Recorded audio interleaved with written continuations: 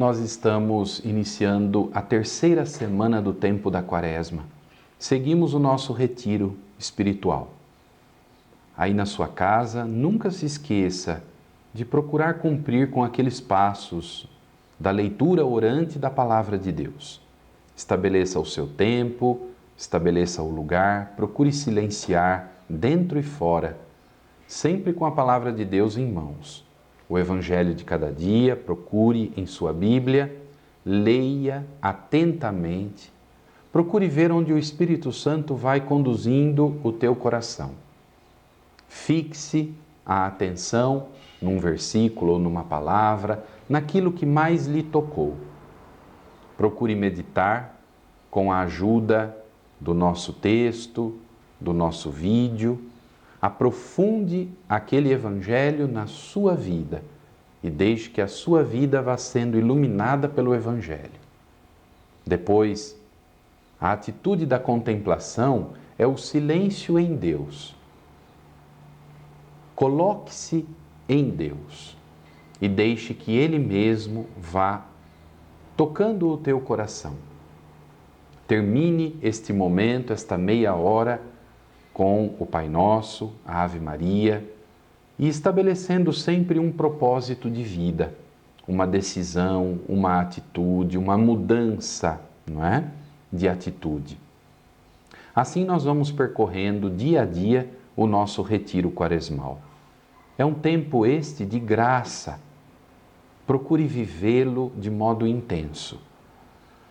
No terceiro domingo do tempo da Quaresma, nós somos chamados a meditar esta passagem do Evangelho que está em Lucas 13, versículos de 1 a 9.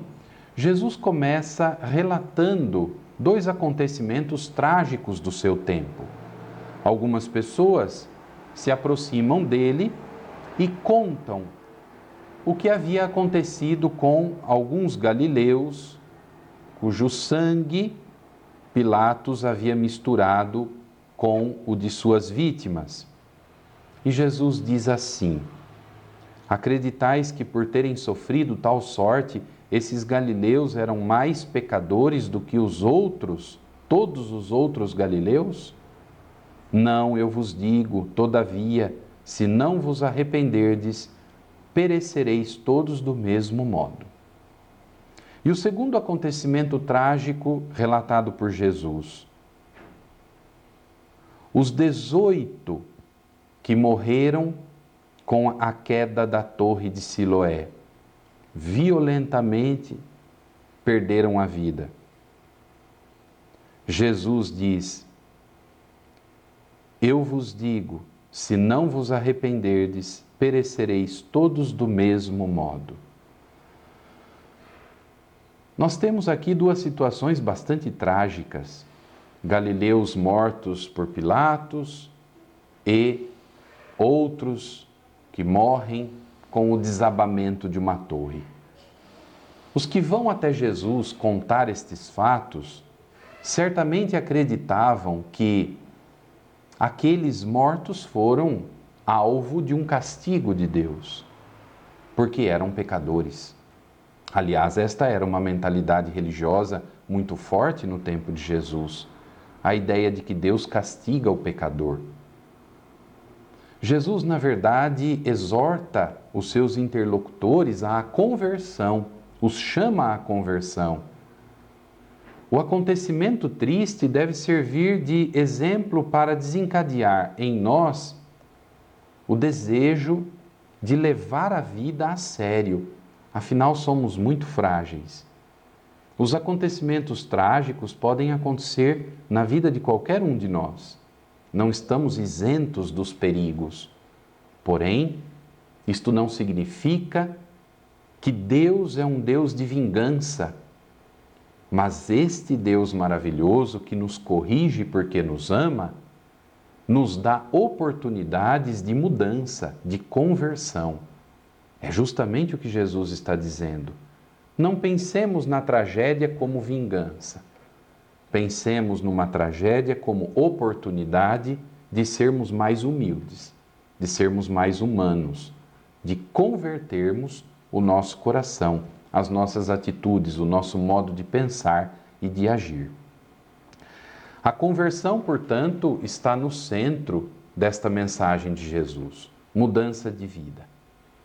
Deus, nosso Pai, é Pai misericordioso e bom, nos dará sempre muitas oportunidades para nós sermos melhores, para nós vivermos o Evangelho. Na sequência, sempre dentro desta passagem, Jesus conta a parábola da figueira estéril, a figueira que não produzia figos. Diz então o dono da plantação ao vinhateiro: há 3 anos que venho buscar frutos nesta figueira e não encontro. Corta-a, porque há de tornar a terra infrutífera? Ele, porém, o vinhateiro, respondeu: Senhor, deixa ainda este ano, para que cave ao redor e coloque adubo. Depois talvez dê frutos. Caso contrário, tu a cortarás.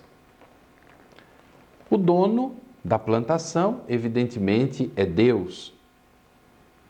O vinhateiro é o Filho de Deus, Jesus Cristo, que foi mandado a nós para nos fazer frutificar no amor, a nós que éramos como esta figueira estéril. Jesus insiste conosco, Ele crê em nós, Ele tem esperança em nós, Ele nos ama. Por isso, Ele diz ao Pai: vamos cavar em volta e pôr adubo, haverá de frutificar. Caso contrário, então sim será cortado. Esta parábola nos ajuda a percebermos que Deus insiste em nossa conversão. Ele espera nossos frutos e nem tudo está perdido. Sempre existe possibilidade de regeneração. Sempre existe a possibilidade da vida nova. Esta parábola nos leva a refletir sobre a virtude da justiça, esta virtude que nós devemos fazer crescer em nós a cada dia. E por isso eu chamo esta 3ª semana do tempo da Quaresma de Semana da Justiça. Ao longo de cada dia, nós vamos, em nossa oração, pedir ao Senhor a graça de crescer na virtude da justiça. Mas o que é a justiça, afinal, no sentido bíblico? Em primeiro lugar, é o ser humano reconhecer o seu lugar em relação a Deus e ao seu semelhante. Em relação a Deus, somos criaturas e fomos feitos filhos de Deus no Filho Jesus Cristo. Ora, reconhecer que Deus é nosso Criador e é nosso Pai é a primeira justiça, é o princípio de toda justiça. Em relação a Deus, somos filhos. Em que sentido, Padre, isso é justiça? Sim, porque injustiça seria querermos pôr Deus fora da nossa vida, não reconhecer a sua grandeza, não reconhecer o seu amor para conosco e, mais ainda, pelo nosso pecado de desobediência, querer usurpar o lugar de Deus, tendo em nós o orgulho, a autossuficiência. Isto é desequilibrar as relações. A imagem da balança se aplica à virtude da justiça, não é? O desequilíbrio nas relações com Deus seria, pelo pecado, nós tirarmos Deus da nossa vida, ocuparmos o seu lugar e nos considerarmos melhores do que tudo e todos e melhores até do que Deus. Aqui está um desajuste. E se isso acontecer, em relação ao nosso próximo, ao nosso semelhante, também o desequilíbrio acontecerá. Eu vou ver não o próximo como meu irmão, filho do mesmo pai. Não vou ver o próximo como alvo do amor, da fraternidade, do perdão, da partilha. Mas Talvez eu veja o meu semelhante como um concorrente a ser eliminado. Talvez eu veja o meu semelhante como um fraco em quem eu posso pisar, de quem eu posso me aproveitar para levar vantagem. E aqui, de novo, a injustiça em relação ao meu semelhante vai adquirir formas diversas: roubo, exploração, inveja, violência, até a morte do meu irmão. Nesse sentido, existe uma verticalidade e uma horizontalidade na virtude da justiça. Justiça para com Deus. Eu sou criatura e filho. Ele é meu Criador e Pai. A Ele devo amar, servir, glorificar, honrar com a minha vida. E existe a horizontalidade em relação ao meu próximo. Eu sou irmão, e aqui deve haver uma relação de fraternidade. Na verticalidade e na horizontalidade nós temos a cruz. E podemos dizer que a balança da justiça é a cruz. Na cruz, equilibrando-se no alto da cruz, Jesus restabeleceu o equilíbrio da nossa relação com o Pai e o equilíbrio da nossa relação com o próximo. Porque a cruz expressa para nós, do modo mais explícito possível, a lei fundamental do amor: amar a Deus, amar o próximo. E este amor é entrega de vida, como fez Jesus. A balança da justiça para nós, cristãos, é a cruz. O Senhor Jesus Cristo acredita em nós. Ele sabe que nós podemos abandonar a injustiça do pecado. Ele insiste em cavar a nossa volta, em arrancar de nós tudo que é dureza. Ele cava a nossa volta para nos arrancar de um solo seco e duro. E Ele põe em nós o adubo do seu amor misericordioso, porque Ele acredita que nós podemos frutificar. E aqui será restabelecida a justiça. Ora, uma figueira que não produz figo, aqui existe um desajuste. Esta figueira não cumpre com a sua natureza. Ela é figueira, deve produzir frutos. Se ela não produz fruto, algo vai mal nesta figueira, que não cumpre com a sua natureza. Assim também a nossa vida. Se sou filho de Deus, mas não me comporto como tal, não frutificarei no sentido de agradar a Deus. Logo, existe um desequilíbrio. Não cumpro com a minha natureza e missão. E esse desequilíbrio é a injustiça para com Deus. Em relação ao meu semelhante, se não o vejo como irmão, filho, também ele do mesmo pai, então haverá um desequilíbrio nas relações. Eu não cumprirei a minha natureza e a minha missão em relação ao meu semelhante, ao meu próximo. E isto é injustiça. O Senhor que cava a nossa volta e põe em nós adubo, quer restabelecer em nós a justiça, quer nos justificar em seu amor, nos fazer verdadeiramente filhos, filhas de Deus, irmãos, irmãs uns dos outros. Meditemos com este Evangelho e peçamos neste domingo terceiro da Quaresma a graça de crescer na virtude da justiça, a graça de sermos justos para com Deus e para com o próximo. Que maravilha termos no coração o senso da justiça. Num mundo de tanta mentira, de tanta enganação, onde a mentira, inclusive, é propositalmente construída. Nós vivemos na época de fake news. É a mentira produzida intencionalmente para prejudicar outros e levar vantagem. Vivemos num mundo em que passar rasteira no semelhante é normal, dentro de um espírito de competitividade. Vivemos num mundo de roubo e muitas vezes aqui no Brasil, marcados como estamos por tanta corrupção, por tanto desvio, desonestidade, nós pensamos assim, mas todo mundo faz, por que eu também não posso? Ah, mas é só uma coisa pequenina, muitos roubam milhões, isso daqui é R$1.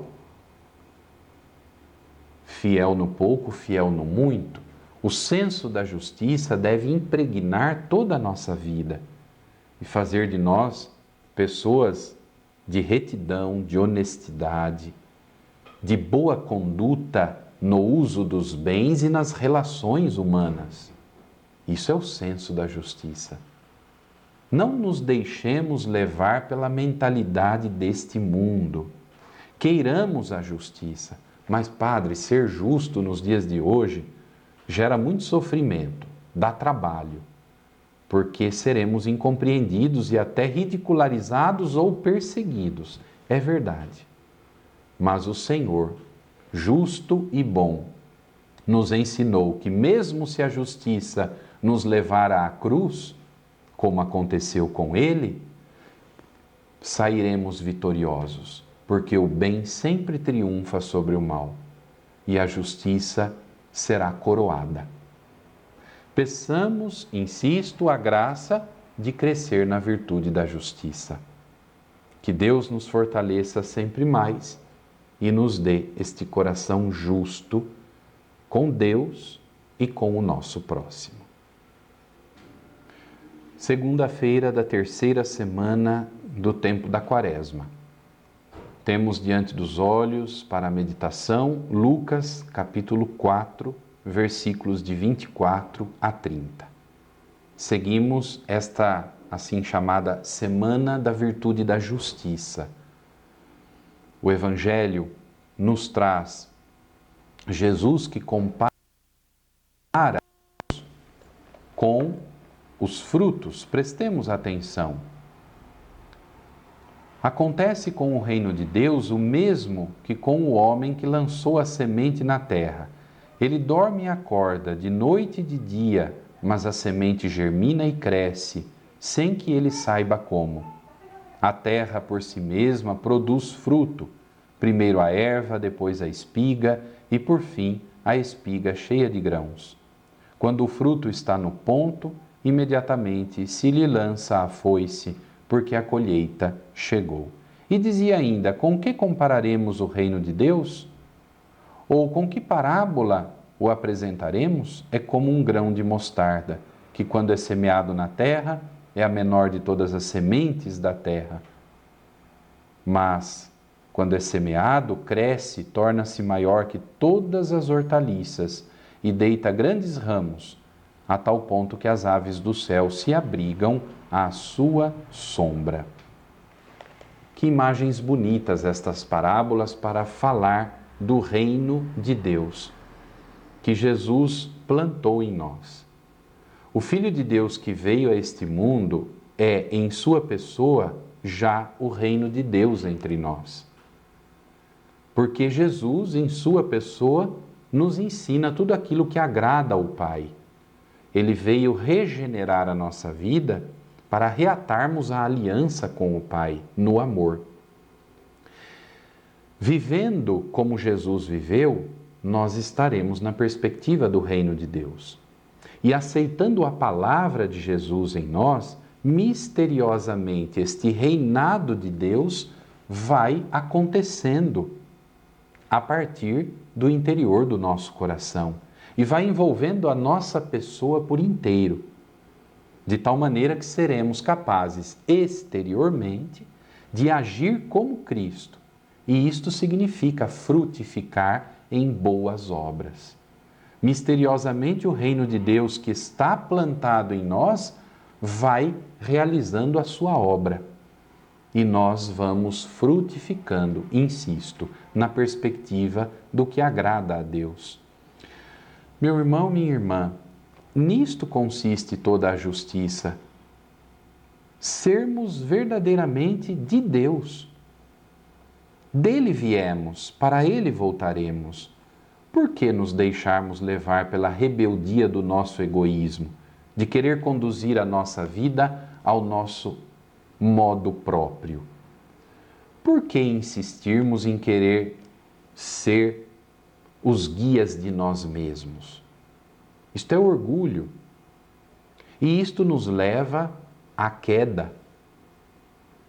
Por que insistir em querermos ser os reis de nós mesmos, quando na verdade Deus deve reinar em nós? Se dele viemos, ele nos conhece, ele conhece quem ele criou. Portanto, só unidos a ele no amor é que nossa vida tem a sua plenitude. Ele sabe como somos feitos e ele sonha para nós um caminho de plenitude. Pela nossa liberdade, aceitando as diretrizes de Deus em nós, chegaremos à realização plena da nossa vida. Acreditemos nisto e deixemos-nos guiar por este misterioso dom que é Deus no comando da nossa vida. E nisto está toda a justiça. Então, neste dia de hoje, nós devemos pedir ao Senhor a graça, de fato, de participar do reino de Deus, de deixar Deus comandar, guiar, orientar, conduzir a nossa vida. E nisto está toda a justiça para com Deus. Peçamos a graça de crescer nesta virtude, superando as nossas próprias justificativas, as justificativas pessoais. Quando incorremos na postura da autojustificação, tenhamos a certeza, o orgulho está predominando em nós. Quando alguém quer se justificar sempre, se esquivando dos erros ou querendo justificar até mesmo seus erros, é porque o orgulho está falando mais alto. Deixemos de lado a autojustificativa. Aceitemos a justiça de Deus em nós. Aceitemos que Ele guie, oriente a nossa vida. No dia de hoje, terça-feira da terceira semana do tempo da Quaresma, nós vamos rezar com o Evangelho que está em Mateus, capítulo 18, versículos de 21 a 35. A justiça de Deus passa pela misericórdia. Deus é sempre pronto a perdoar. Ele acredita no ser humano. E Ele é capaz de apagar o passado da nossa história vivida. Ele é capaz de fazer novas todas as coisas. Que maravilha pensar nisto. Que não há um determinismo do pecado. Eu não sou aquilo que eu cometi no passado, porque Deus me regenerou, me recriou em seu amor. Ele faz, insisto, novas todas as coisas. O perdão gratuito, incondicional, da parte de Deus para comigo, deve ser vivido da parte minha para com o meu próximo. A passagem do Evangelho de hoje, em resumo, nos exorta a vivermos o que está já contido na oração do Pai Nosso. Perdoai-nos, ó Pai, as nossas ofensas, assim como nós perdoamos a quem nos tem ofendido. Nós estamos pedindo que o Senhor nos perdoe da mesma maneira como nós perdoamos. De que adiantaria sermos merecedores do perdão de Deus e o somos sempre? Repito, Ele perdoa com prontidão e generosidade, um perdão incondicional de sua parte. Mas de que adiantaria sermos perdoados por Deus se, em relação ao nosso semelhante, não fôssemos capazes de perdoar. Não tratando o nosso semelhante com a mesma misericórdia de que fomos merecedores da parte de Deus. Seria uma incoerência. E é justamente sobre isto que nos fala Jesus nesta parábola do devedor implacável, assim chamada. O reino dos céus é semelhante a um rei que resolveu acertar contas com os seus servos. Ao começar o acerto, trouxeram-lhe um que devia 10.000 talentos.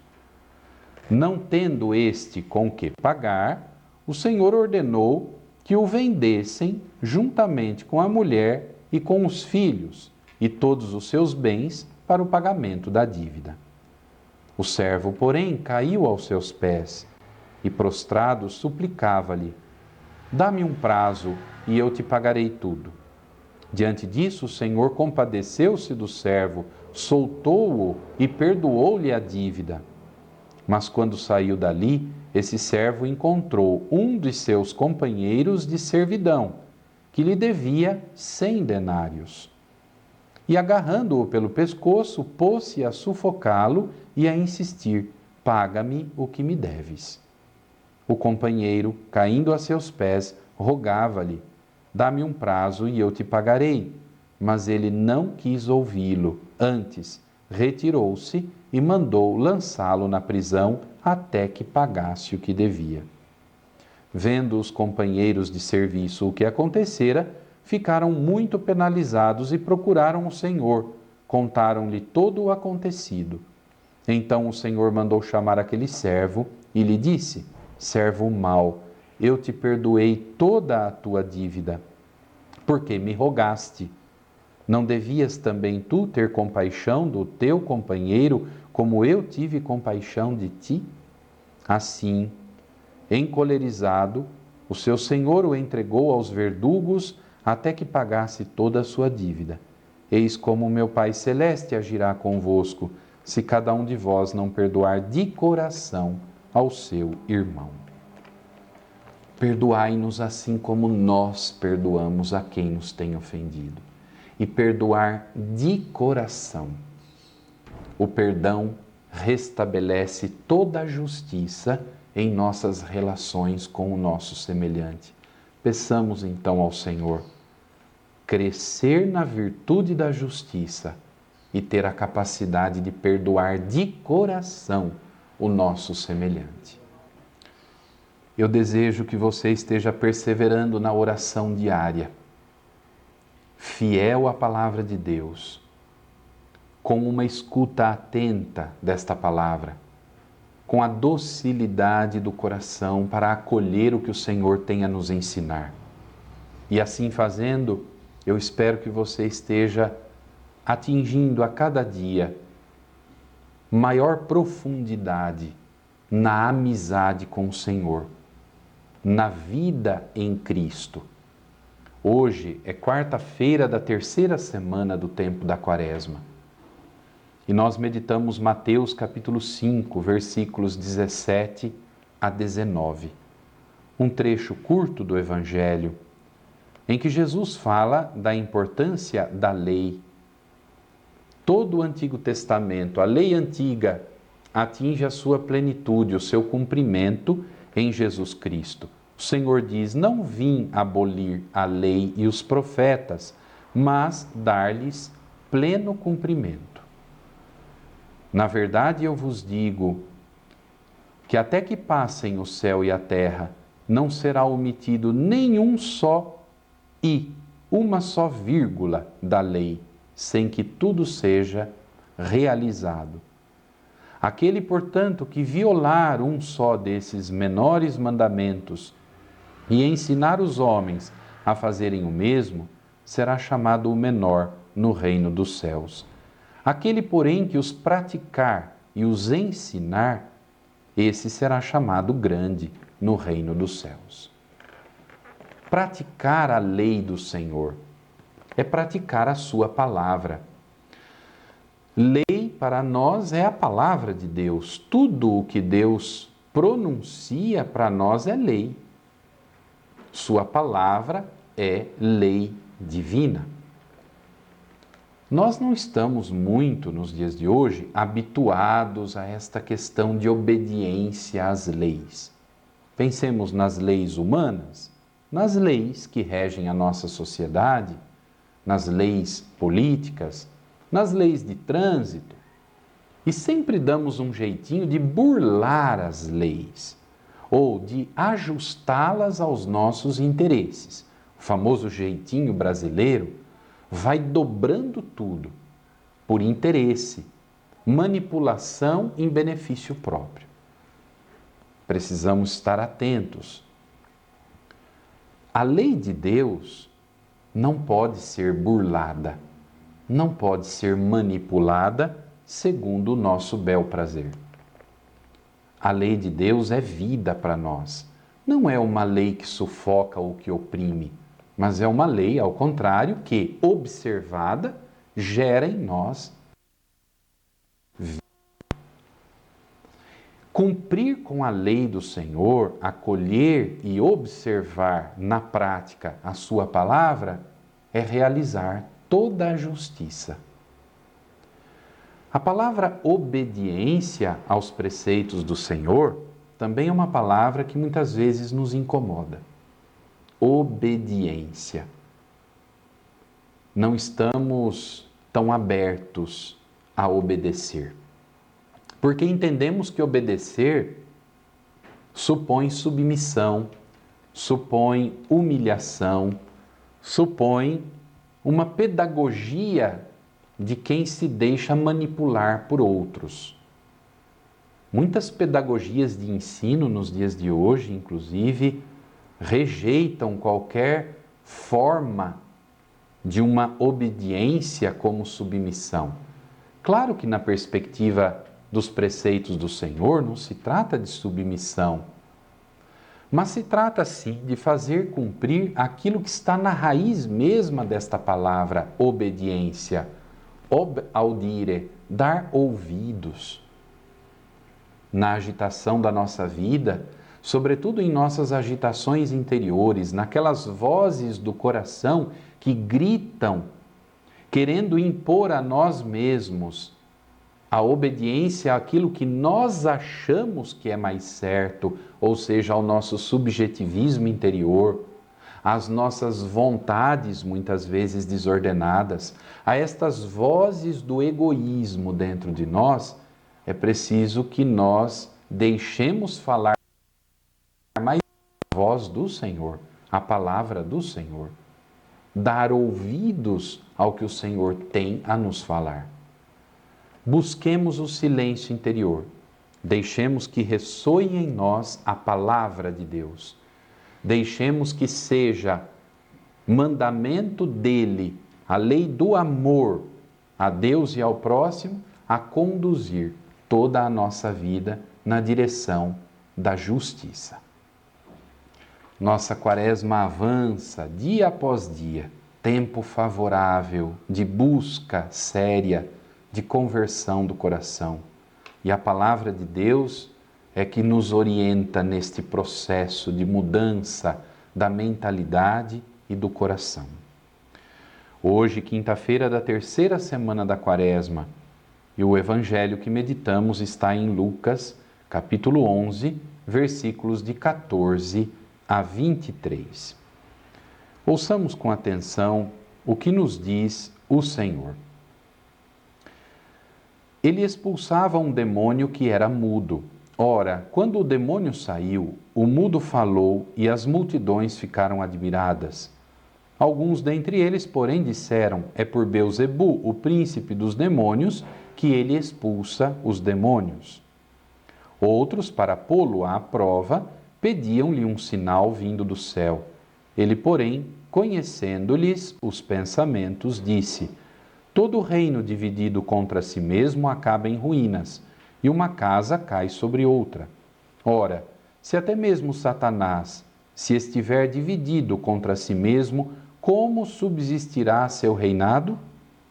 Vós dizeis que é por Beelzebu que eu expulso os demônios. Ora, se é por Beelzebu que eu expulso os demônios, por quem os expulsam vossos filhos? Assim, eles mesmos serão vossos juízes. Contudo, se é pelo dedo de Deus que eu expulso os demônios, então o reino de Deus já chegou a vós. Quando um homem forte e bem armado guarda sua moradia, seus bens ficarão a seguro. Todavia, se um mais forte o assalta e vence, tira-lhe a armadura na qual confiava e distribui seus despojos. Eis aqui a passagem do Evangelho que nós hoje meditamos. Jesus é acusado de expulsar demônio por Beelzebu. E isto é grave. A incredulidade daquela gente, a desconfiança e a rejeição para com Jesus leva a uma afirmação deste tipo. É por Beelzebu que ele expulsa demônios. São capazes de crer mais em uma ação por força de Satanás que pela força do amor de Cristo. Relutam em reconhecer o amor de Cristo, mas facilmente acreditam muito mais na força do inimigo de Deus. Grande perigo de nossos tempos é crer que Satanás não existe. O mal é expulso diante de todos e muitos insistem em duvidar, como acontece no Evangelho que ouvimos. Ao considerar que é em nome de Beelzebu que Jesus expulsa os demônios, uma acusação grave de injustiça, aquelas pessoas persistem no pecado e querem acusar Deus como origem de todos os males. Eis aqui, meu irmão e minha irmã, um ponto grave de injustiça. O desequilíbrio na relação com Deus atinge tal dimensão que somos capazes a acusar Deus de ser origem dos males. É o que aconteceu aqui no Evangelho. Não foi assim que aconteceu também no relato do Gênesis?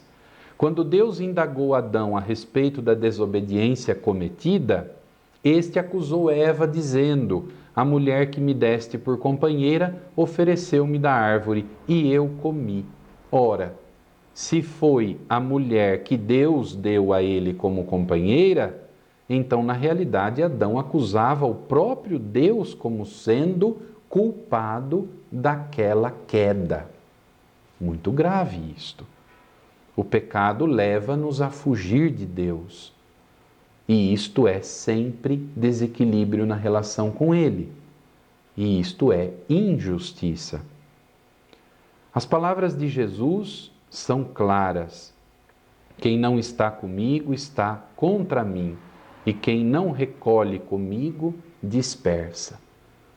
Peçamos então hoje a graça de obedecer à voz de Jesus, de reconhecer o quanto Ele nos ama e nos livra de todo o mal. Ele liberta a nossa vida do mal. Peçamos a graça de crescer na justiça para com Deus e também para com o nosso semelhante. E deste modo, viveremos a Páscoa que se aproxima com um coração novo, reconhecendo que no ato da cruz e na vitória de Cristo sobre a morte está a nossa salvação. Nesta sexta-feira, no contexto da terceira semana do tempo da Quaresma, novamente nós fazemos uma pausa para uma grande solenidade litúrgica, que é a solenidade da Anunciação do Senhor, 25 de março. Se nós fizermos as contas, hoje, 25 de março, até 25 de dezembro, temos exatamente 9 meses, o tempo de uma gestação. Por isso, hoje nós nos recordamos do mistério da encarnação do Verbo de Deus no ventre de Maria Santíssima. Este acontecimento marca a grande misericórdia de Deus para conosco. O Pai nos deu o seu próprio Filho, nascido do ventre de Maria, Ele se fez igual a nós em tudo, menos no pecado, e veio para nos salvar. Por que Jesus se encarnou? Por que o Verbo se fez carne e habitou entre nós? A misericórdia é a chave para a resposta a esta pergunta. Porque Deus nos ama, nos perdoa e nos quer unidos a Ele. A passagem do Evangelho é Lucas, capítulo 1, versículos 26 a 38, passagem bem conhecida a todos nós. O anjo anuncia a Maria. E deste modo, nos deparamos com o sim generoso da humilde serva do Senhor, da filha de Sião, Maria. Este sim expressa de modo condensado, de modo intenso e de modo generoso e total a fé de Maria. Mesmo que ela não entendesse totalmente tudo o que ia acontecer com ela. E ela pergunta ao anjo: como isso vai acontecer se eu não conheço homem algum? O anjo a tranquiliza: não temas, Maria, tudo será obra do Espírito Santo que te cobrirá com sua sombra, e aquele que vai nascer será chamado grande, Filho do Altíssimo. Diante desta resposta, Maria se acalma, sereniza o seu coração. Ela ainda não entende totalmente, mas ela entende que é iniciativa de Deus. E se é de Deus, não há o que temer. Ela aceita. Esta entrega por meio de um sim, repito, sintetizado, um sim condensado, nisto está a sua fé. Sim, é de Deus? Basta. Eu precisava ter esta certeza, que é dele. Se é dele, eu quero. Sim, faça-se em mim, segundo a tua palavra. Peçamos ao Senhor no contexto da nossa preparação para a Páscoa, mas olhando um pouquinho para o mistério da encarnação, a entrada do Filho de Deus no mundo, peçamos a graça de ter uma fé firme, sólida, incondicional em Deus que não nos abandona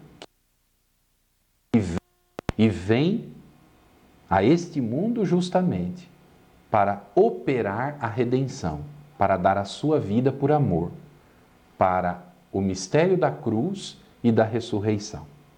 Peçamos hoje também a intercessão de Nossa Senhora para nós sermos capazes de dizer sim a Deus todos os dias. Na vida de Maria está presente a virtude da justiça, assim como estão presentes todas as outras virtudes. Nela não existe pecado. Ela é mulher de virtudes, que agrada a Deus. Nela está a plenitude da graça. Então, tudo nela nos ensina a crescer na justiça, a crescer na prudência, a crescer na temperança, na fortaleza. Mas antes ainda, tudo nela nos ensina a crescer na fé, na esperança e no amor. Todas estas virtudes impregnam, embelezam a vida de Nossa Senhora. Peça a intercessão dela. Faça, ó Mãe, que o meu coração seja virtuoso. E crescendo dentro de mim as virtudes, esteja vivo dentro de mim Jesus Cristo, teu Filho. Que seja gerado dentro de mim o Salvador. Peça a ela a graça de ter um coração belo e forte nas virtudes. Que Nossa Senhora nos ajude, então, cada vez mais, a dizermos um sim generoso a Deus. Nós estamos concluindo esta terceira semana do tempo da Quaresma. E o Evangelho que hoje a liturgia nos apresenta é Lucas 18, versículos de 9 a 14. Ouçamos esta passagem que nos leva a meditar sobre nossas atitudes em relação a Deus e ao nosso semelhante, sobre o senso de justiça que deve existir em nós, não uma justiça própria, mas uma justiça a partir de Deus, de Sua palavra.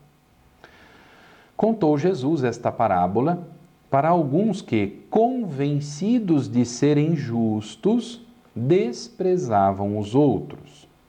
2 homens subiram ao templo para orar. Um era fariseu e o outro publicano. O fariseu, de pé, orava interiormente desse modo: Ó Deus, eu te dou graças, porque não sou como o resto dos homens, ladrões, injustos, adúlteros, nem como este publicano. Jejuo 2 vezes por semana, pago o dízimo de todos os meus rendimentos.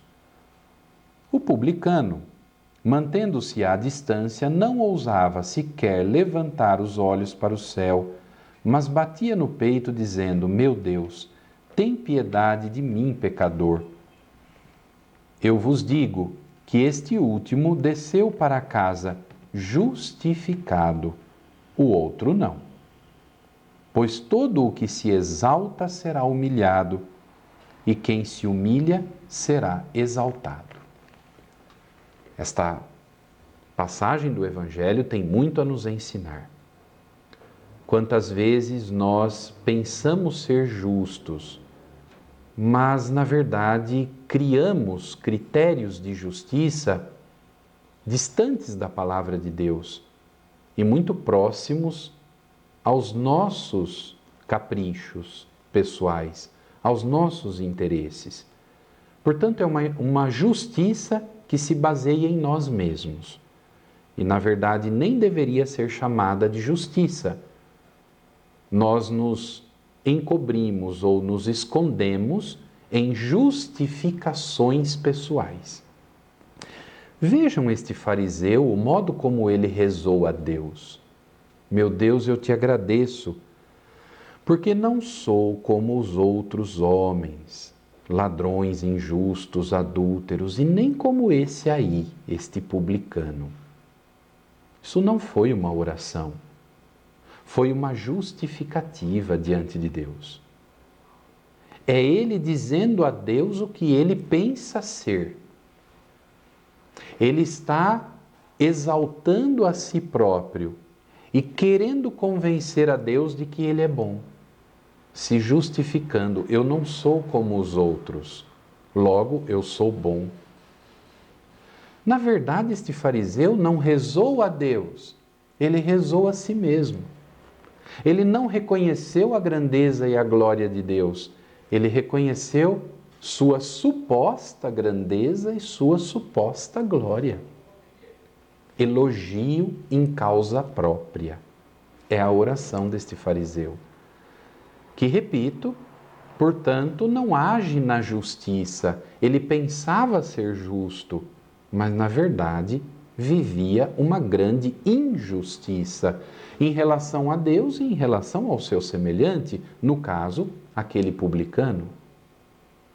O publicano, por sua vez, restringe-se a bater no peito, humilhado, dizendo: Meu Deus, perdoa-me, porque sou um homem pecador.